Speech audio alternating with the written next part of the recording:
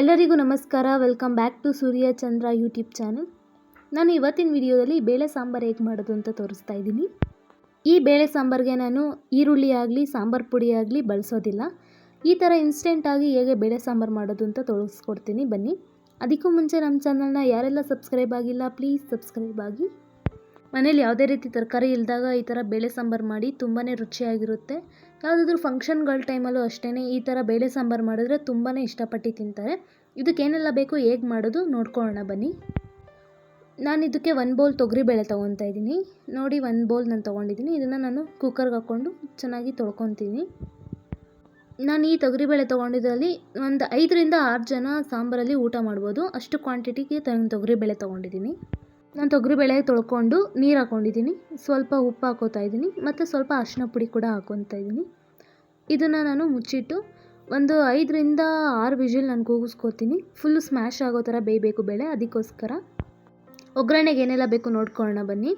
ನಾನಿಲ್ಲಿ 3 ಟೊಮೆಟೊ ತೊಗೊಂಡಿದ್ದೀನಿ, ಬೆಳ್ಳುಳ್ಳಿ ತೊಗೊಂಡಿದ್ದೀನಿ. ಬೆಳ್ಳುಳ್ಳಿನ ಈ ಥರ ಜಜ್ಜಿ ಇಟ್ಕೊಂಡಿದ್ದೀನಿ ಮತ್ತು ಮೆಣಸು ಜೀರಿಗೆ ಪೌಡರ್ನ ಮಾಡ್ಕೊಂಡಿದ್ದೀನಿ. ನೋಡಿ ಈ ಥರ ತರ್ತರಿಯಾಗಿ ಮಾಡ್ಕೊಂಡಿದ್ದೀನಿ.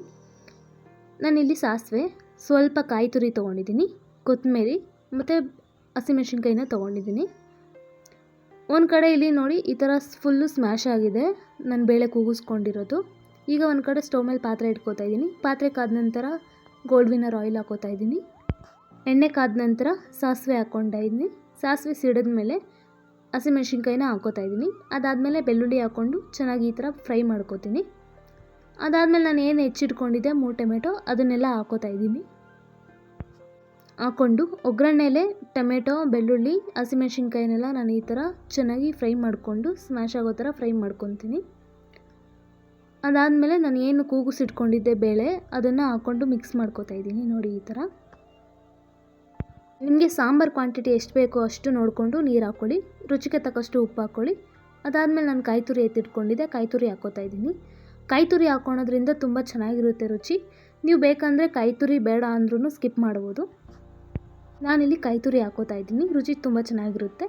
ನಾನಿಲ್ಲಿ 1 ಟೇಬಲ್ ಸ್ಪೂನಷ್ಟು ಜೀರಿಗೆ ಮತ್ತು ಮೆಣಸಿನ ಪೌಡರ್ನ ಹಾಕ್ಕೋತಾ ಇದ್ದೀನಿ. 1 ಟೇಬಲ್ ಸ್ಪೂನ್ ಇಲ್ಲ ಅಂದರೆ 1.5 ಟೇಬಲ್ ಸ್ಪೂನಷ್ಟು ಹಾಕ್ಕೋತೀನಿ. ತುಂಬ ಚೆನ್ನಾಗಿರುತ್ತೆ ಹಾಕ್ಕೊಳೋದ್ರಿಂದ. ಸ್ವಲ್ಪ ಕೊತ್ತಂಬರಿ ಹಾಕ್ಕೋತಾ ಇದ್ದೀನಿ ನಾನು.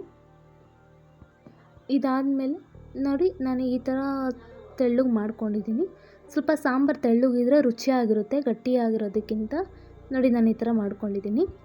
ಈಗ ಅದು ಮೇಲ್ಗಡೆ ಇರೋ ನೊರೆ ಎಲ್ಲ ಕ್ಲಿಯರ್ ಆಗಬೇಕು. ಅಲ್ಲಿವರೆಗೆ ಒಂದು 5 ನಿಮಿಷ ಐ ಫ್ಲೇಮಲ್ಲಿ ಕುದಿಸಿದ್ರೆ ಸಾಂಬಾರು ರೆಡಿ ಆಗುತ್ತೆ.